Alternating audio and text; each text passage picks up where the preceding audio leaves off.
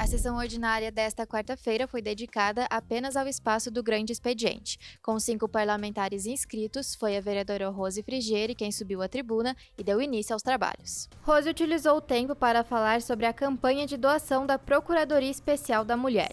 A iniciativa busca arrecadar produtos de higiene que serão doados às mulheres atingidas pelas enchentes. A campanha segue até o final de maio, com ponto de coleta aqui na Câmara. Ainda na fala, a parlamentar deu destaque para a liberação dos auxílios do governo e do FGTS para os desabrigados no estado. Citou a importância da ajuda para a sociedade e o início do desenvolvimento das cidades e da economia local. É importante que as pessoas se credenciem no aplicativo da Caixa e lá pede uma série de documentos. Pede, inclusive, comprovante de residência. Eu já tive a notícia de muitas pessoas que não têm.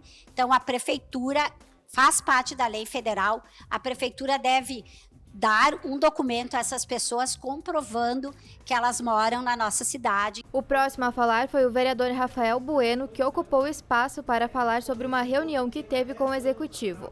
O vereador apresentou um projeto de construção de 2 bacias de contenção de água.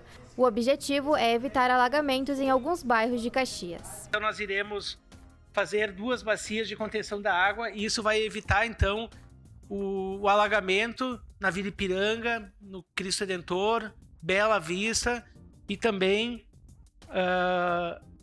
ali na região do Madrimilda.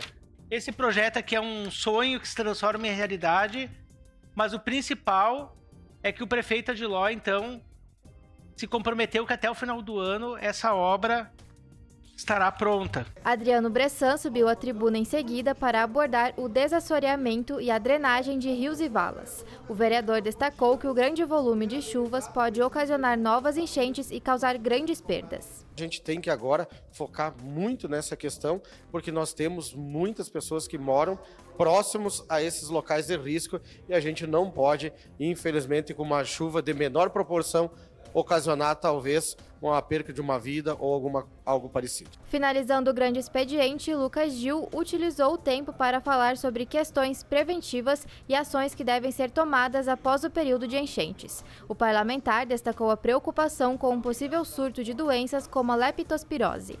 Então, para a gente ter esse cuidado e também informar a população disso, né? E também ter já o pronto atendimento quando precisar, né? A sessão ordinária também abriu espaço para uma homenagem aos 149 anos da imigração e colonização italiana, que foi realizada no início do dia.